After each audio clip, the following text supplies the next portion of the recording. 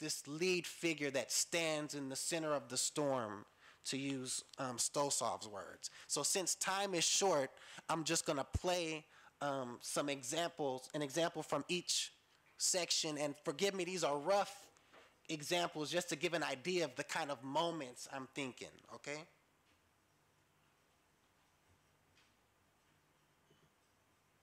So in the first, we have Lázaro Ros, a great Orisha singer, calling to Oshun.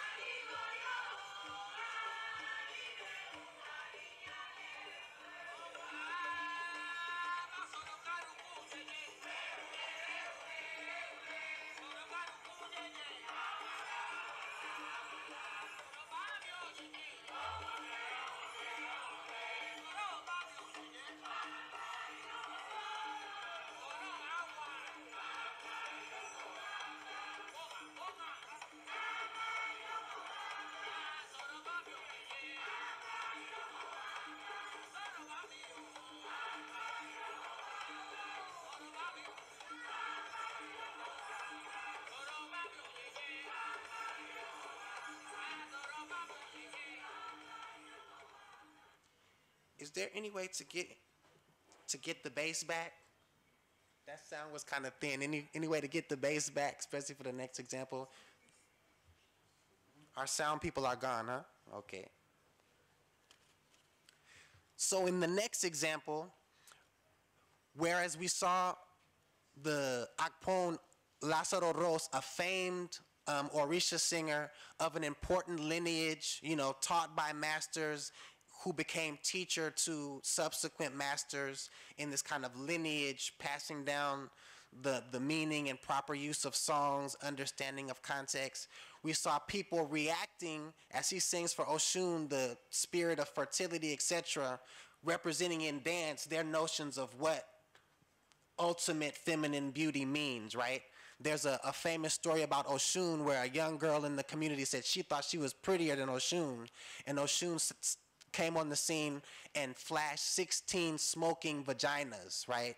Who is the ultimate feminine? And so we saw in the video women reacting their own version of this femininity. Now let's just look at the selector Rory saluting the women at a dance hall session, and then we'll open up to conversation. West, north, or south, you know, soul have gone clear. I just want to dedicate to all girl picking at the place, and you know when truly you come, it is you. So come here! Easy property do, but the general to the of respect, easy we go.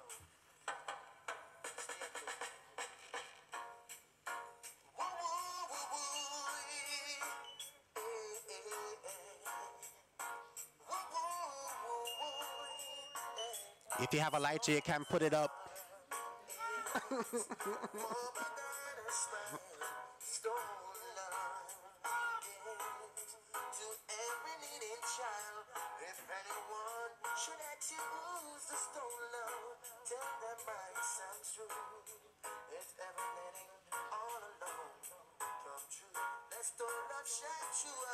So we just take it up to there. So that I'll go ahead and close so that I can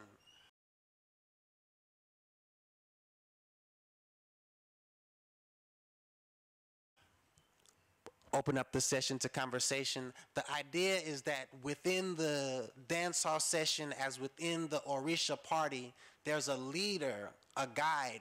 On one hand, the Akpon, and I'm posing in the dance hall context, the selector, who is part of a lineage, who is navigating a liturgy of songs that we all know, selectors who would reach lineage-wise from Wee Paul down through Billy Slaughter and G-Fuss to the new guys like Diamond, who are doing a certain kind of work, right? And thanks for listening. Blessed. Thanks. And I just want to thank all three presenters again.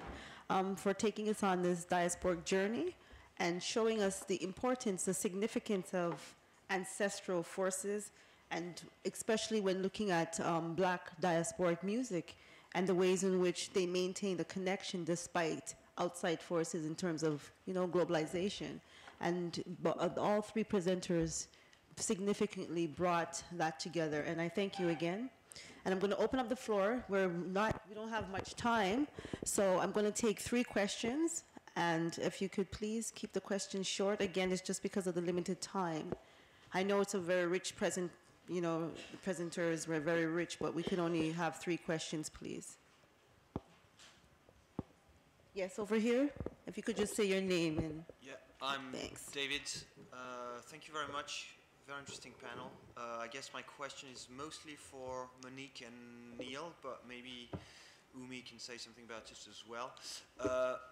Talking about ancestral forces that remain and shape the present and the future, what is, according to you, the level of awareness of the historical roots of the music? We have heard that earlier in the keynotes that music is probably borderless, but still it is important to acknowledge probably the roots. How does this acknowledgement happen, if it does? I think in the case of Toronto and the Toronto hip-hop scene is that because the sound systems have been so influential, both musically and visually, and those visuals have been represented in the videos by Mishimi and Cardinal Official and others, that the awareness is actually quite strong. Whereas if you're watching hip-hop scenes developed in other cities, in the States and so forth, that connection to the original sound systems that Kool Herc would have been brought up on, I think is much more abstract. But because of music video and because of visual and sonic signifiers so popular in the videos of Cardinal and Mishi and others, there are a lot more. They're the primary 2, I would say, preceding Drake, but then Drake's a special case. So that's what, I beg your pardon? Oh, very special, yeah. So that's what I would say. I would say it's just 25, 30 years of a repetitive visual and sonic sound system and reggae signifiers, and the Jamaican community in Toronto just being very aware of that lineage and spreading to everyone else that's that are music fans, reggae and hip hop and so forth. Okay, confession time. One of the slides actually was missing from my presentation. So when I think about whether or not, are you talking about Jamaican music in particular? Is it kind of consciously kind of used in the music? Okay, right. So in the British context, being Jamaican has a degree of cultural capital. So when I was teaching, there'd be students that would come and be like, "Wagwan, miss," it's just Wagwan standard, kind of slang. It's part of the slang. So you'd find MCs in the UK, you also use Jamaican patois. They will, and it doesn't matter where they're from. So there is a certain cultural capital that is there with that. So even if you're not Jamaican, you want to use it because it's a done thing and it will help you kind of solidify your place as, in with the in crowd. But then you also have those who, especially with grime, a lot of the pioneers in grime, their dad was in a sound system in some way, shape or form. So they have that kind of authentic connection. And I suppose because it's cool, because it's a done thing, everyone wants to kind of, I don't know if appropriate is the right word, but they want to show that they got that kind of capital. Sorry, can I get your question again? Or your statement again? I think you answered it. Oh, okay. So all right. Okay, cool. All right, fine. Were there any other questions, or are we going to end it here? Any other questions? Umi, maybe you wanted to, because I thought perhaps very quickly, the question that, what was your name? David asked, I thought it was also very relevant in terms of, that the way you brought sort of a different spin because you brought it within a spiritual context and you're able to show that diaspora linkage and roots. You want to speak to that very Well, quickly? in terms of, people being aware of their predecessors, that's definitely a strong element in the Cuban Orisha tradition, right? One set of bata drums for sacred use has to be born from another, or, a singer worth his or her salt, is expected to have sat at the feet of some master singer before. And, you know, I'm here in Jamaica learning, but what I've seen of the sound system business is that it's very similar in terms of kind of batteries of people who are dedicated to the business, whether you're a box man or you're carrying speakers or working your way up through the ranks, or whether you are just beginning as a selector and you're responsible for the early run-ins of the dance up to some certain time when the big man them come, that kind of a thing. So I think this notion of kind of a process toward mastery and an idea of a place in a lineage is present in both. Okay. All right. I'm going to end it right here again because of time. And if, the presenters are available so you could speak with them. All right. So enjoy your lunch. It's actually not lunchtime yet. That's not? Okay. Thank you very much, Lisa, and to the panelists. I thoroughly enjoyed that. We will not have a break now. We will move right to the next panel, just to be able to catch up on time, and then we'll actually break for lunch. Thank you very much.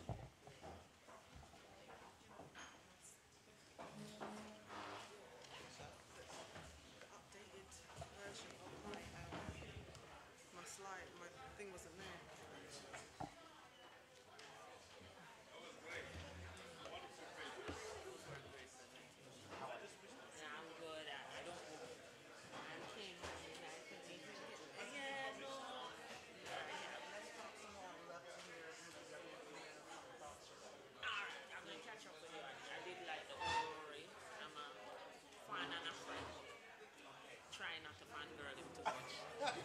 It hard, it hard.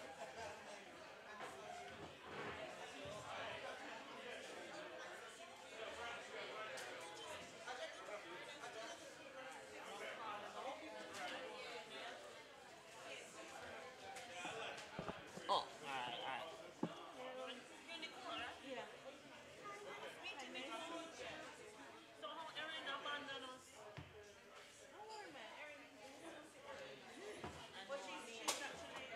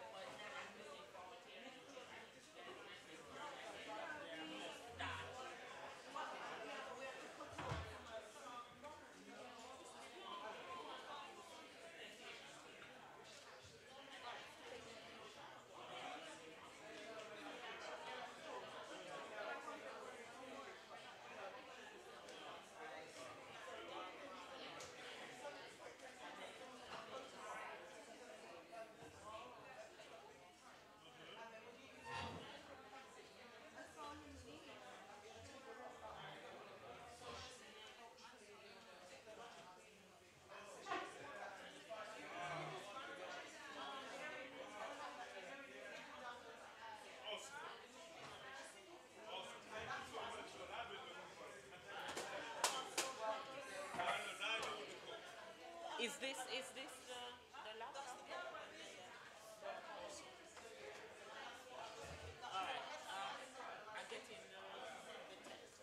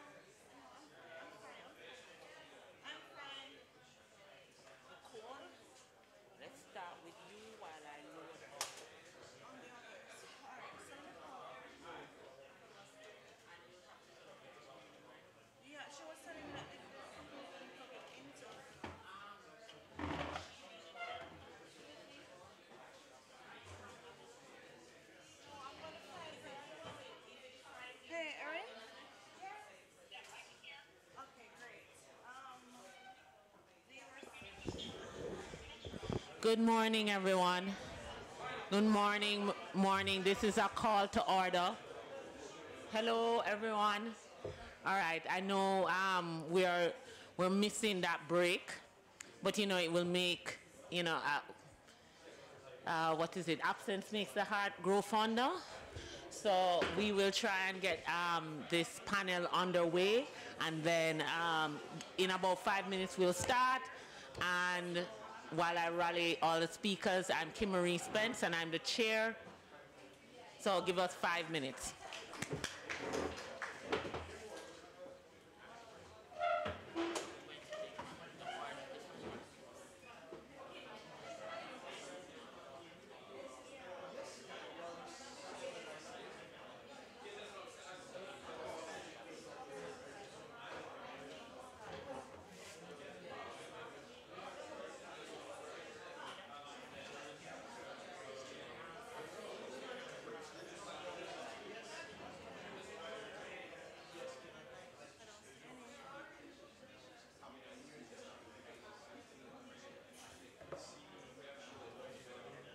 Or Erin.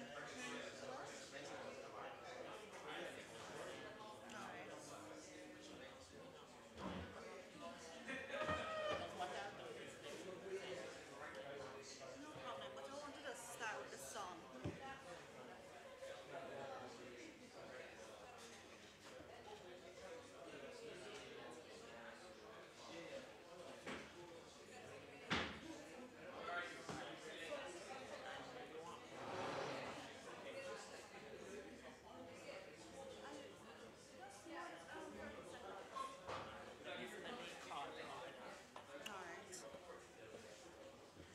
All right, everyone, we're ready. We're good afternoon. I'm Kim Marie Spence, and I'm the chair for this panel, Innovation and Economics. I'm repping two universities, Australian National University and Southampton Solent. So the Innovation and Economics panel will, as you can see, focus on just how money is made and the different ways and modifications that have come into the music for that. We're going to take a very, liberal approach to the order of presentation. As a chair, I'm deciding to present last. So I'm starting with Nicole and Erin McLeod's presentation. Erin McLeod is presently abroad, so she'll come in on Skype if needs be. We have Nicole Plummer here to do the presentation. If you don't make money, then you don't make sense. I can't fight with that title. And she's going to start this panel sonically. So I'll cue that up. Oh, go ahead. And we'll start, and then we will move on to the other presenters. I'm not seeing the other two, so I'm starting with us initially, just for timing's sake. Nicole?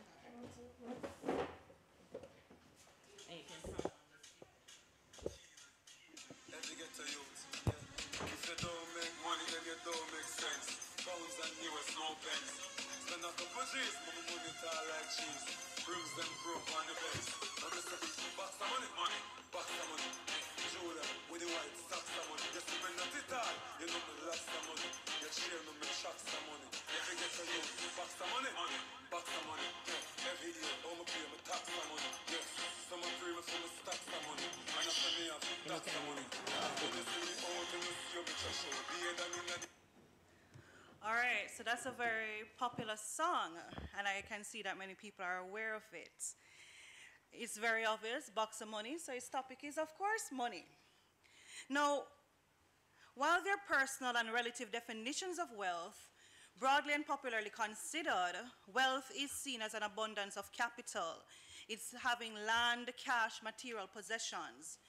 The Oxford English Dictionary defines wealth as plenty, abundance, riches. Other definitions found on investment advice websites define wealth in terms of assets and income. It's clear that there's a general sense that wealth is not a subjective concept. It's a tangible concept. And when you have wealth, you can generate more. Wealth begets wealth. And economic wealth is closely tied to social standing because it provides one with access to power. The statement, if you don't make money, then you don't make sense, is one that many Jamaicans and non-Jamaicans, rich and poor, can relate to. In our deeply capitalist and venal society, money is aligned to power.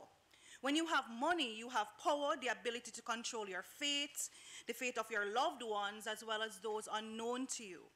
Wealth is also, in this way of thinking, a marker of benevolence.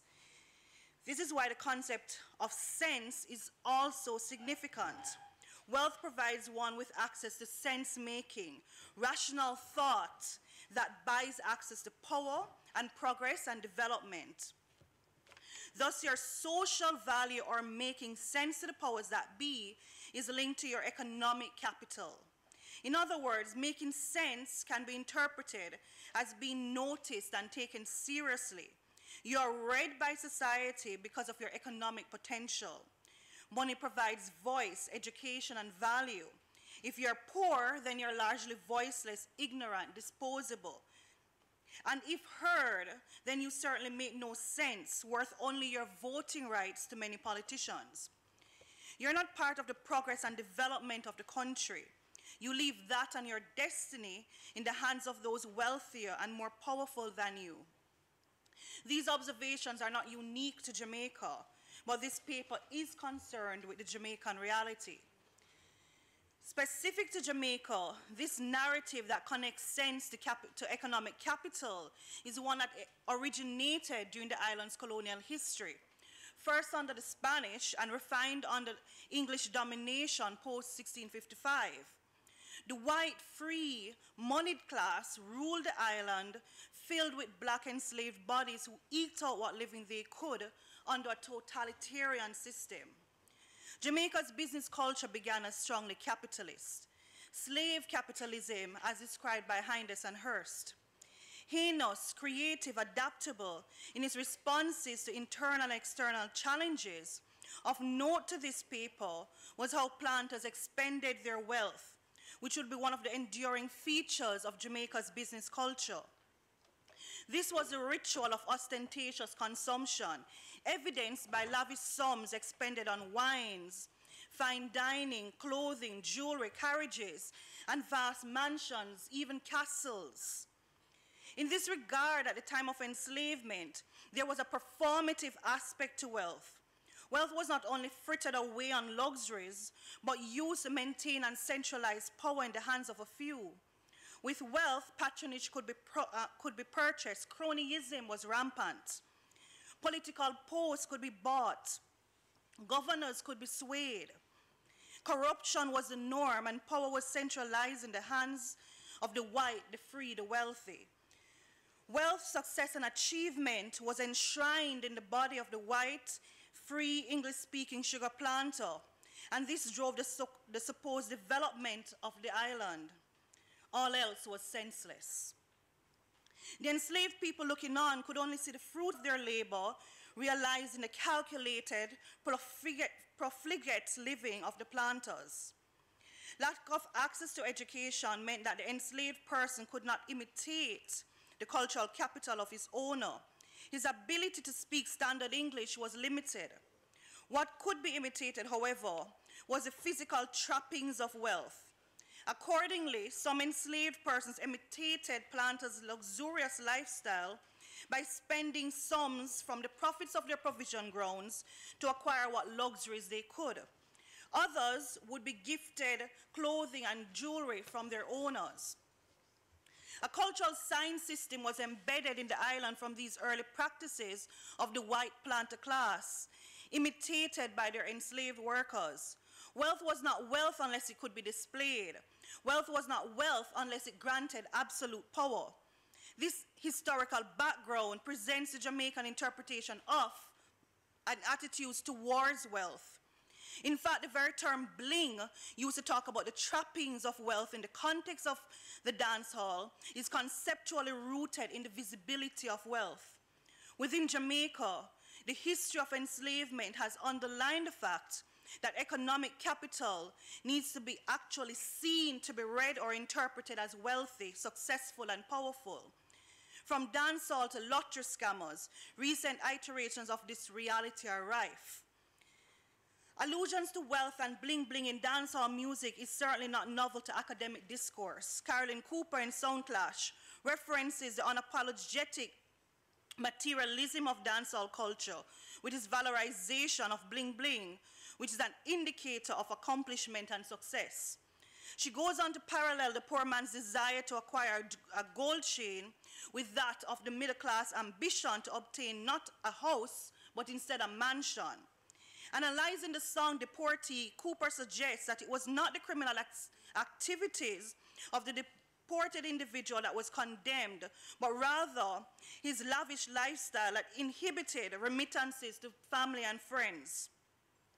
Boasts of Lexus and Benz gave way to returning to the island with the clothes on his back and nothing to offer himself or anybody else.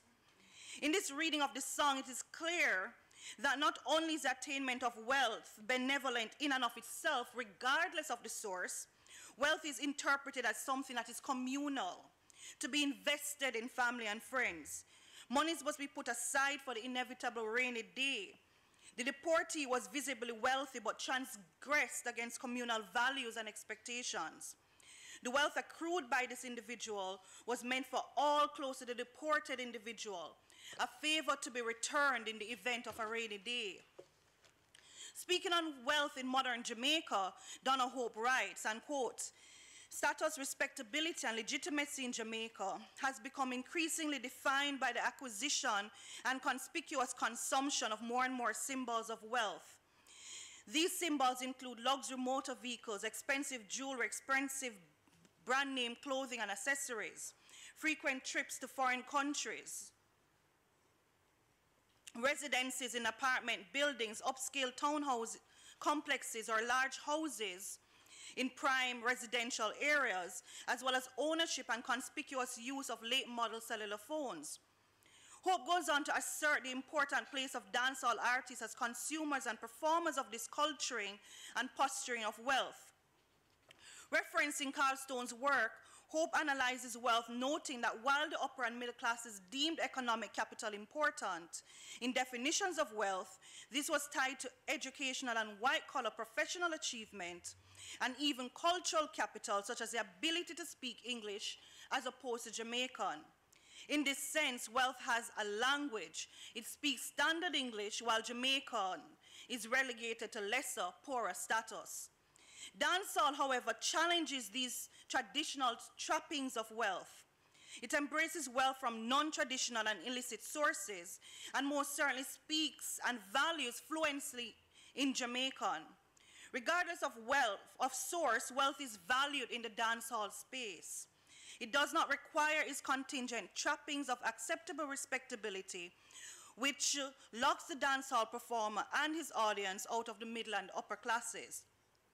This paper contends that the definition of wealth through material acquisition is not novel to any of Jamaica's upper, middle, or lower classes, but was a manifestation of the plantation culture that emerged on the island and matured by the middle of the 18th century and the subsequent capitalist system of colonialism. The identifiers and symbols may have changed. For example, luxurious Audis, Benz, Range Rovers rather than the gold-gilded carriages, but the meanings remain the same. Additionally, the planters themselves, although if they were alive today, they would have hated the comparison, were the dancehall artists of the time. Some uneducated and rising from the gutters of their respective societies, mocked for their lack of educational and cultural capital in spite of their wealth. Buying their place in prominent families through strategic marriages was their way of overcoming the stigma of their birth and so-called vulgarity. Referencing British link-up events, Sonia Stanley Nair discusses the significance of having the most expensive clothes, automobiles, beverages, coming to embody or represent the constructs of bashment, bling-bling, ghetto fabulous, interrelated terms referring to excitement, hype, possessions, and the manifestation of lower-class prosperity. Wealth in Stanley Nair's interpretation is and remains performative, worn and displayed in a manner similar to the ostentatious manifestation of the planters and the enslaved people who sought to replicate that, albeit on a smaller scale wherever possible. The performance of wealth and to a lesser degree poverty is a significant part of self and social identification in Jamaica. Like a light that should not be hidden under a bushel, wealth should be overtly manifested. Nonetheless, Hope notes that within the dancehall displays, the dancehall actor who can flaunt his or her wealth by conspicuous consumption of material resources is accorded high levels of respect and much honor. This can be linked to other cultural practices, such as Jamaican John Cuna characters and the traditional carnival characters in Trinidad, who imitate the historical, wealthy, and oppressive classes, expressing the idea of the emulation of wealth and a challenging of power relations. In using narrative theory and the approach of Stuart Hall, we're able to explore the ebbs and the flows of discourse on wealth as seen through the lens of popular Jamaican musicians whose representations of wealth are rooted in the island sign system. This paper thus tackles the question, what meanings can be gleaned from the representations of wealth in popular Jamaican music? Though this paper will eventually engage with a range of lyrical texts, for the purpose of time, few examples will be discussed. The first is Box of Money, which I played earlier by Movado. The song commences with a lesson of sorts, or a reminder for ghetto youths. The same that titles this paper, if you don't make money, you don't make sense. Beyond our discussion of the concept, it is deliberate that Movado plays on the word sense, which can sound like cents, like C-E-N-T-S. That is small change. In the Jamaican sign system, cents are of little value. Until recently, it was not uncommon to see small change, specifically the red cents, made of copper, lying on the floor, not a single soul deigning to pick it up. Some stores and certainly vendors refused to take this money. Eventually, it was phased out. As a ghetto youth, you work or hustle to make money, not cents. They are worthless. In keeping with the beginning of this paper, this line also makes reference to the idea that when you have money, people take you and your words seriously. Even nonsense uttered by the wealthy people is listened to. Space is made for their voice. Wisdom uttered by those without financial capital can be dismissed because ultimately without money, you have no sense. No one has time to decipher or read your humble ramblings. You are unnoticed, disposable. Movado continues, pounds and US no pence, spend a couple G's. The money tall like trees, rim them chrome pan the bends. Jamaican dollar of recent has not been stable.